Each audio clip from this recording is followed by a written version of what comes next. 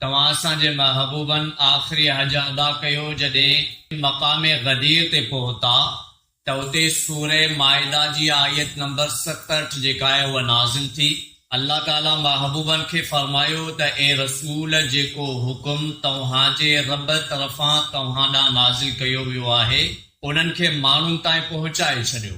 अच्छा, ये जॾहिं आयत करीमा नाज़िल थी त महबूब करीम अलैहिस्सलातु वस्सलाम जिन उते ई रुकिजी विया। जेके अॻियां निकिरी विया महबूबन फरमायो त उन्हनि खे वापसि वठी अचो, ऐं जेके पोयां रहियल हुआ महबूबा उन्हनि जो इंतज़ार करण लॻा त हाणे उहे बि पहुचनि। छो अल्लाह फरमायो त महबूब मुंहिंजो पैगाम पहुचा त उहो पैगाम बि त को अहमियत वारो पैगाम हूंदो न।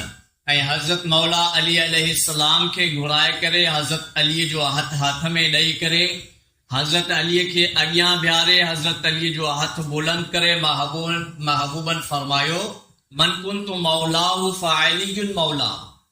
उते जेके माण्हू गॾु थिया उन्हनि जो तादाद लख खां ज़्यादा हो। उन्हनि खे महबूबन फरमायो त जंहिंजो आऊं मौला आहियां, सरपरस्त आहियां, आका आहियां, उन्ही जो अली भी मौला आहे।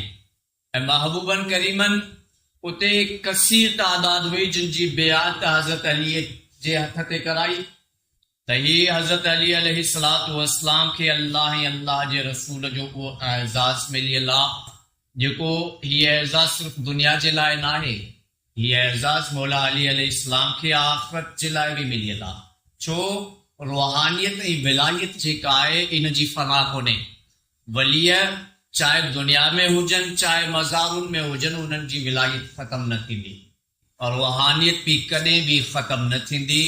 अल्लाह तबारक व तआला तमाम अज़ीम खां अज़ीम तरीन इहो मर्तबो तव्हां असांजे आका मौला अली अलैहिस्सलातु वस्सलाम जिन खे 18 ज़ुल्हिज्जतुल हराम जे ॾींहुं अता फरमायो ऐं हुकुम अल्लाह जो हो, ऐलान महबूब नबी अलैहिस्सलातु वस्सलाम जिन जो हो। जंहिंखे भी विलायत मिलंदी उनखे हज़रत अली शेर ख़ुदा जे दर तां विलायत मिलंदी।